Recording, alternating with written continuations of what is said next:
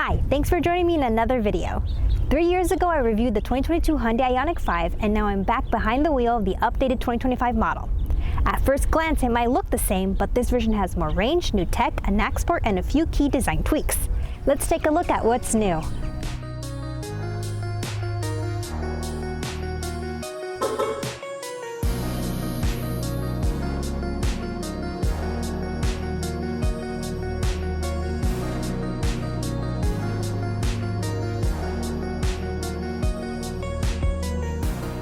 The Ioniq 5 made waves when it was released in North America in 2021 as Hyundai's first EV on their dedicated eGMP platform, blending in an eye-catching design with ultra-fast charging and a spacious tech-forward interior.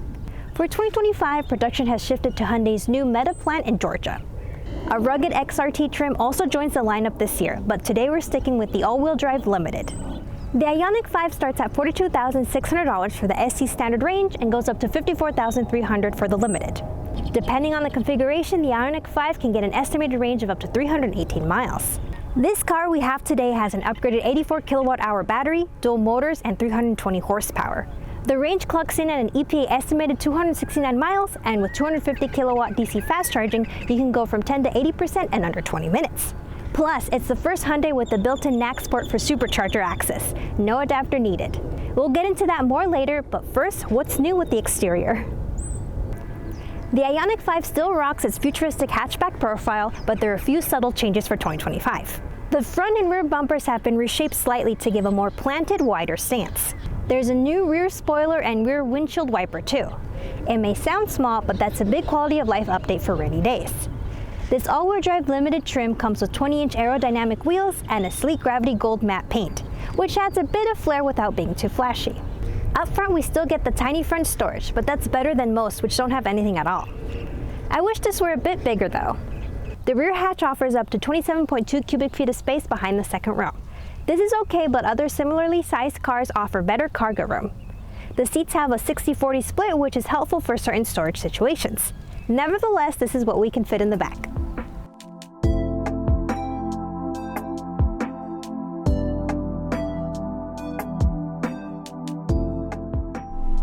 Inside, you'll still find a lounge-like cabin, but with a few refinements. Hyundai added a new set of physical buttons for the heated seats, steering wheel, climate, and parking assist features. So people who prefer physical controls will be happy to see these additions. It's also got a slightly larger screen. It's a 12.3-inch display. The infotainment system has an enhanced user interface and improved graphics. Wireless Android Auto and Apple CarPlay have been added, so no need to plug in anymore. The Limited trims include memory seat and relaxation mode in the driver's seat, which is always welcome. We also have the center console that moves forward and backwards. It's nice if you need more space up front, just move it back. Though someone sitting in the middle seat won't be happy. The back seats also have nice accommodations, with sliding seats to adjust legroom, and passengers can also recline them. Kaya fits perfectly in the back row. There's also V2L capabilities in the EV. So you have a 120-volt outlet available in the back row, plus more power for higher powered electronics with the use of a V2L adapter. Alright, let's see what we get for our range. Our odometer is at 1,324 miles and our battery is charged up to 100%. Let's ride. The Ioniq 5 has different driving modes, including Eco and Sport. It's nimble and has satisfying instant torque. Regenerative braking is adjusted on the screen and with the paddles behind the steering wheel. We've got one pedal driving in this car, and it has strong regen. But if you're not a fan of regenerative braking, you can always set it to the lowest, which makes it feel more like a gas car.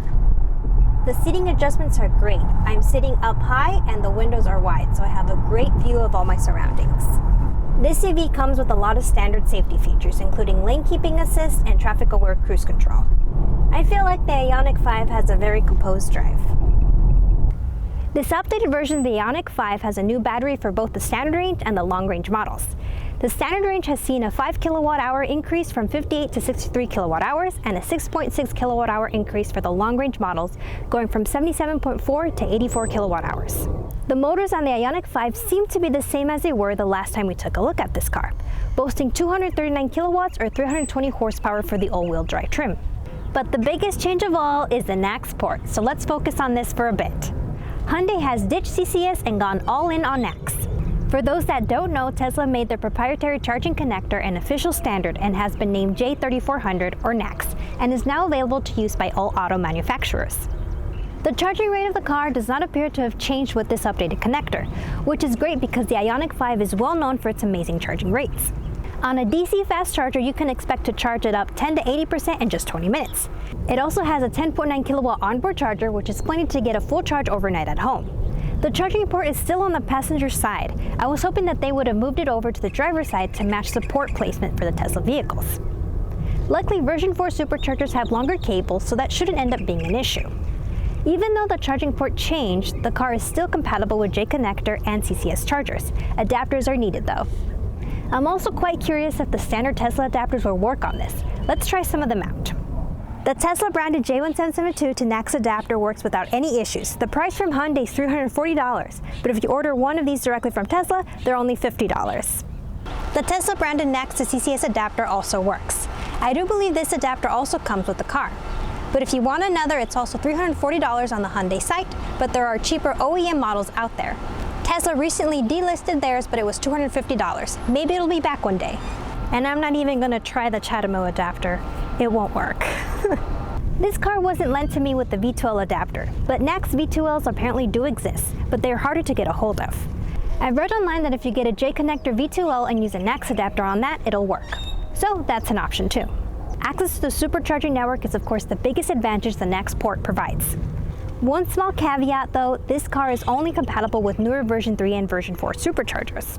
Older version 2 and urban superchargers aren't able to talk to this car. Luckily by this point I think the newer charger deployments have outpaced the old, plus some new sites from Electrify America and Ioniq feature NACS connectors that it's compatible with. If you're looking at an older model year Ioniq 5, you can always purchase a NACS to CCS adapter so you can charge off the supercharger network too. What we get on our range? The odometer is now at 1,571 miles and the battery is at 10%. So we got 247 miles from our drive. If we'd ran it down to 0%, we'd get an estimated 272 miles. That is 3 miles over the EPA estimated range.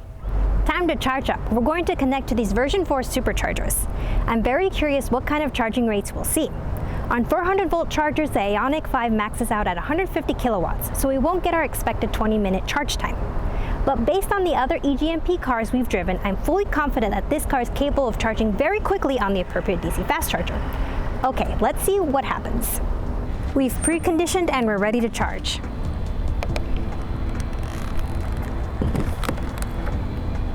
Okay, we're successfully charging. And it looks like we're gonna top out at 127 kilowatts. We're looking at a pretty steady line that doesn't do too much. The battery is capable of accepting more power than this, so it looks very flat. We held steady at 127 kilowatts for a while. At 49%, it started to steadily decrease, but during the whole session, we never went under 100 kilowatts. We ended at 80% with it charging at 108 kilowatts. Hyundai has an 800-volt architecture, but currently these Tesla Superchargers don't support over 500 volts. So the Ioniq 5 would need to step up the voltage itself. One day when Tesla Superchargers support higher voltage, this won't be an issue anymore. It cost $36.90 for this session, and it took 32 minutes to charge 10 to 80%. With the Ioniq 5, you get smooth ride quality, and now, with the addition of a built-in NACS port, access to Tesla Superchargers without any extra adapters. The V2L capabilities are also a huge plus if you like to power things on the go, and it has a roomy cabin for passengers. The front is definitely on the small side, but to be fair, it's more than a lot of EVs offer. The charging port is still on the rear passenger side, which can make plugging in at certain Tesla Superchargers a bit awkward. The Ioniq 5 was already a solid EV with a comfortable interior, good tech, and fast charging, and the 2025 version keeps that energy going. It's still fun to drive, and now it plays nice with Tesla Superchargers. Thanks for spending time with me today. Support our channel and check out our Kai sticker shop. Kai is my dog. And follow us on social media at CallasEV. That's all for now, and happy charging.